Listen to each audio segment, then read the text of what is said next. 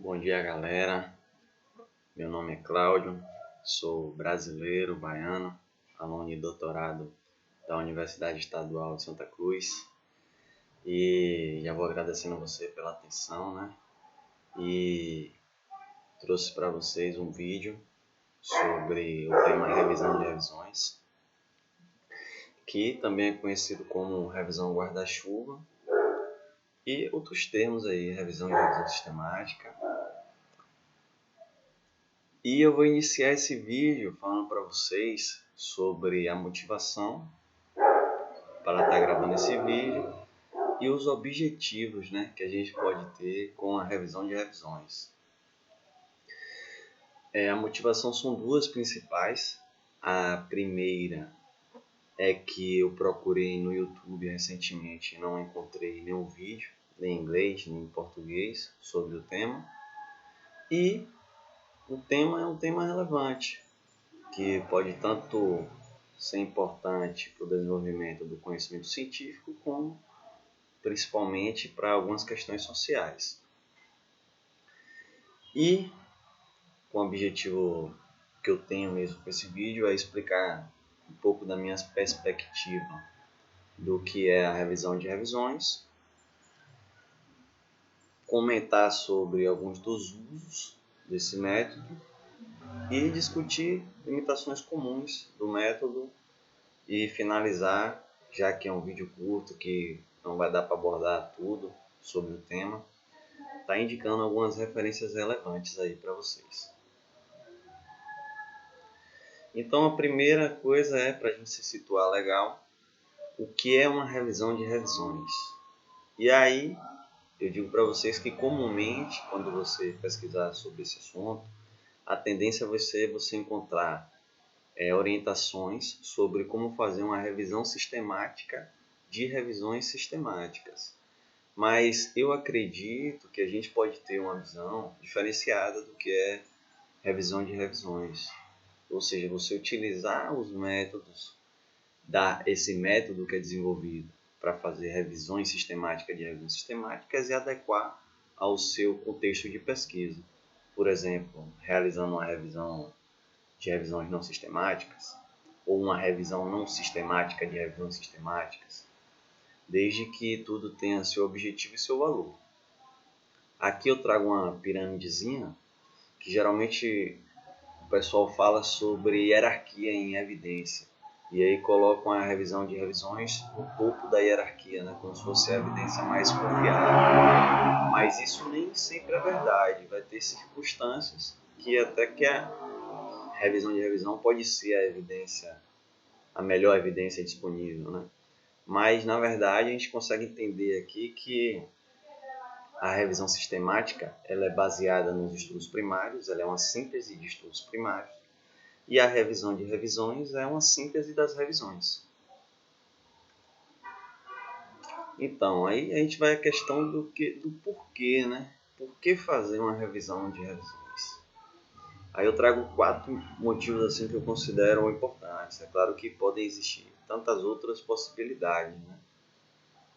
A primeira é sintetizar os resultados de revisões sistemáticas específicas em busca de responder uma questão de pesquisa maior. Por exemplo, na minha área de estudo, há várias revisões sistemáticas sobre tipos específicos de contato com a natureza, jardinagem, terapia na floresta, surf, por exemplo. Eu não encontrei nenhuma, mas pode ter sobre surf. E os impactos desses tipos de contato com a natureza na depressão. Se você olhar cada revisão sistemática em separado, você só vai ter informações sobre um tipo de contato com a natureza. Se eu realizo uma revisão de revisões, eu trago para o meu leitor informações sobre diferentes tipos de contato com a natureza.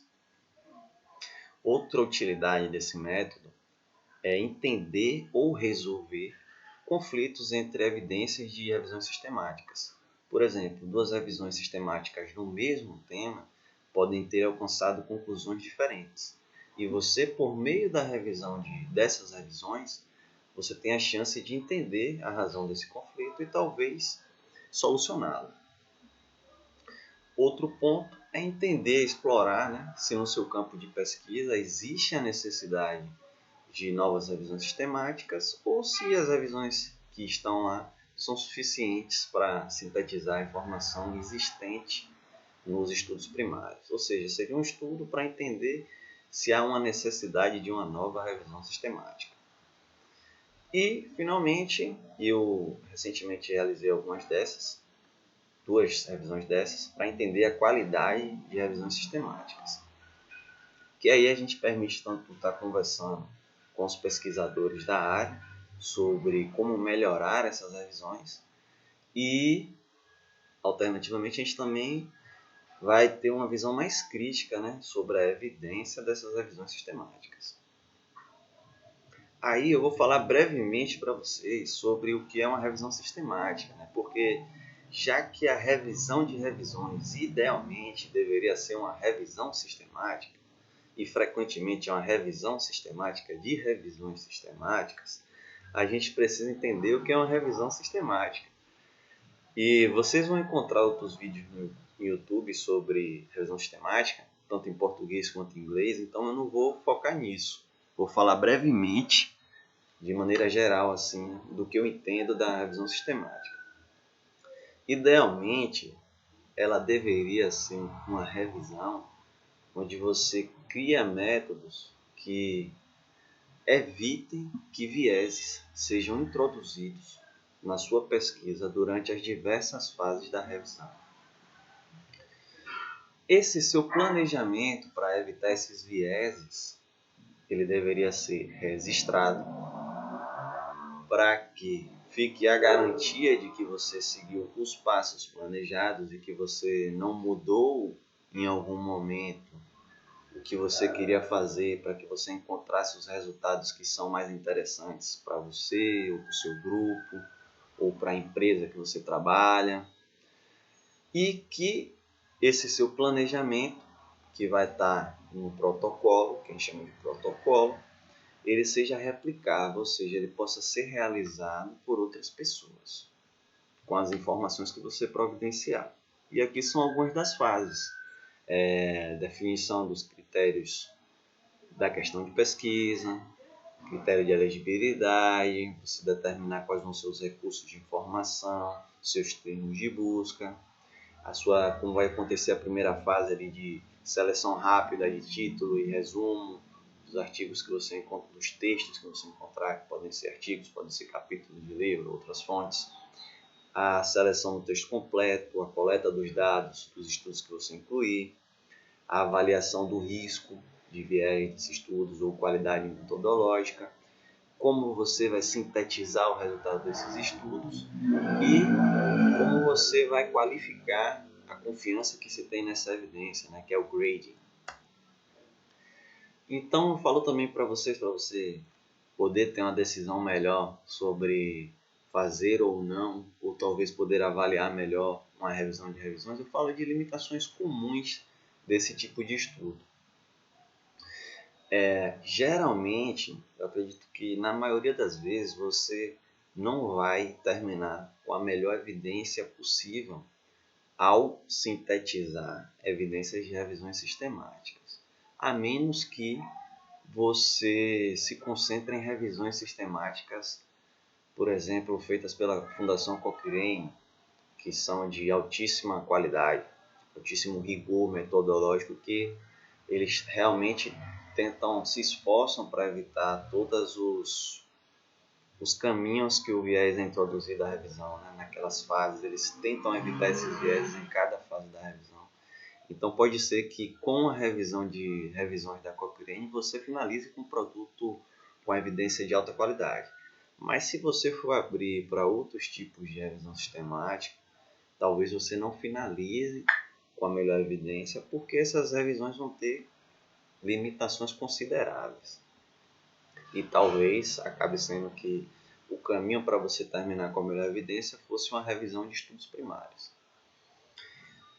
Uma revisão de revisões também é algo discutido no capítulo 5, se eu não me engano, do livro da Cochrane, que é sobre revisão de revisões, que a revisão de revisões não é a forma mais apropriada de você fazer comparações indiretas de intervenções.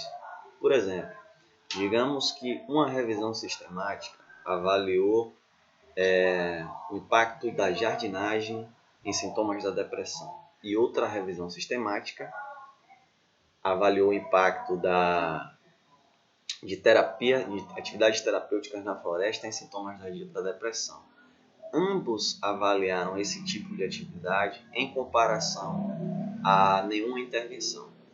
Ou seja, eles não compararam diretamente os benefícios ou o impacto da jardinagem e da terapia na floresta, uma com a outra, entendeu? Um grupo jardinagem, um grupo terapia.